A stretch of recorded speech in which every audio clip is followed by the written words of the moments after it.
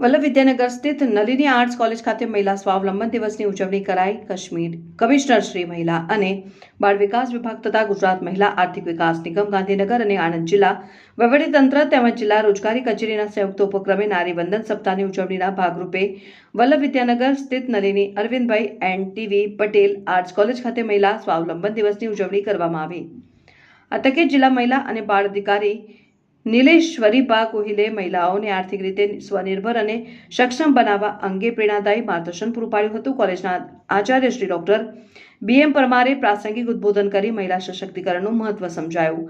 કાર્યક્રમ દરમિયાન મહિલાઓને રોજગારી અને સ્વરોજગારીના ક્ષેત્રે આગળ વધારવા વિવિધ માહિતી પૂરી પાડવામાં આવી હતી, જેમાં જિલ્લા રોજગાર કચેરીના કરિયર કાઉન્સિલર ચેતન મહેતાએ અનુબંધમ પોર્ટલ પર નોંધણી પ્રક્રિયાની સમજ આપી હતી અને 6 જેટલા નોકરીદાતાઓ દ્વારા 223 ખાલી જગ્યાઓ માટે યોજાનાર ઇન્ટરવ્યૂ અંગે માર્ગદર્શન આપ્યું. Lead bank manager Shri Alakh નિરંજને R સેટી દ્વારા ચલાવવામાં આવતા વિવિધ સ્વરોજગારલક્ષી ટ્રેન્ડ અને તાલીમ વર્ગો વિશે વિગતવાર માહિતી આપી હતી. આ પ્રસંગે સફળ ઉદ્યોગ સાહસિક મહિલાઓનું ટ્રોફી આપીને વિશેષ સન્માન કરાયું હતું, જેમાં મહિલાઓએ પોતાની સફળતાની સાહસ ગાથા રજૂ કરી અને બહેનોને પ્રોત્સાહિત કરી હતી. આ સાથે જ પ્રતિભાશાળી દીકરીઓને પ્રથમ, દ્વિતીય અને તૃતીય સ્થાન મેળવવા બદલ એજ્યુકેશન કિટ આપી સન્માનિત કરાયા હતા.